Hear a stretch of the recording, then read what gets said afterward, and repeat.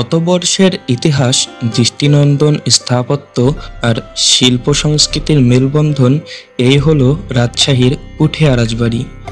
আজ আমরা এক ঝলকে ঘুরে দেখব সেই মহিমার সাক্ষী।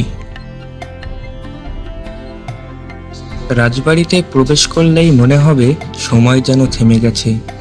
উঁচু দেয়াল, বিশাল ফটক আর প্রাসাদের চারপাশে পুরনো দিনের ছোঁয়া আজও টের পাওয়া যায়। আর এখানকার যা কারুকাজ, এগুলো দেখলে আপনার মন ভালো হয়ে যাবে, কারণ এগুলো সবই মাটি দিয়ে তৈরি।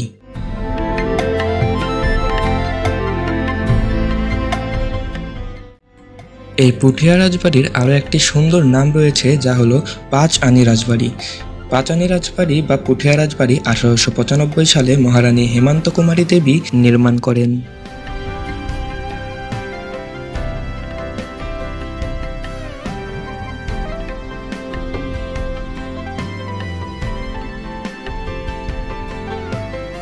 রাজবাড়ির ঠিক সামনেই একটি শিব মন্দির রয়েছে।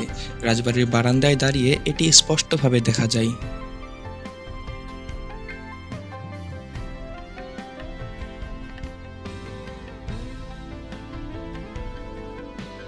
এই রাজবাড়িটি ইন্দো ইউরোপীয় স্থাপত্য রীতিতে নির্মাণ এবং এর মধ্যে একটি জাদুঘর রয়েছে, যেখানে পুঠিয়ার ইতিহাস ও প্রত্নতত্ত্ব সম্পর্কিত নিদর্শন সংরক্ষিত আছে।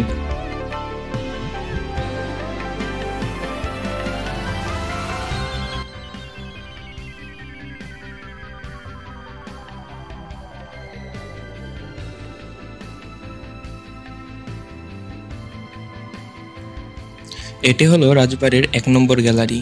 এখানে ভিডিও করা এলাও নাই, তাই আপনাদেরকে এগুলো দেখাতে পারলাম না। বন্ধুরা, আমি এখন আছি বড় গোবিন্দ মন্দিরের সামনে। এটা এই যে তুলসী গাছের এই সাইডটা, আসলে কারুকাজগুলো দেখে আমি মুগ্ধ। এতটাই নিখুঁত ভাবে এগুলো তৈরি, আসলে মুগ্ধ না হয়ে পারা যায় না। রাজবাড়ির মূল আকর্ষণ হলো এর বারান্দা। আর এই রাজবাড়ির সিঁড়িগুলো কাঠের তৈরি। সিঁড়ি এবং ছাদ উভয়েই কাঠের ছোঁয়া আছে। এটি হলো পুঠিয়া রাজবাড়ির বড় গোবিন্দ মন্দির। এটি হলো মহারানী হেমন্ত কুমারী দেবীর গোসল করার ঘাট। ইতিহাস থেকে জানা গেছে, তিনি যখন গোসলে আসতেন তার সঙ্গে 70 জন দাসী বা প্রহারাদার সাথে আসতো। আমি এখন হেঁটে যাচ্ছি রানী হেমন্ত কুমারী দেবীর বাসভবনের পাশ দিয়ে। এটি ঠিক পুকুরের বাম পার্শ্বে অবস্থিত। এখানে রানী বসবাস করতেন।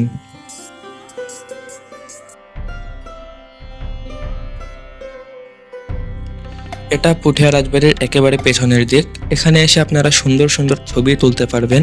খুবই সুন্দর একটি জায়গা।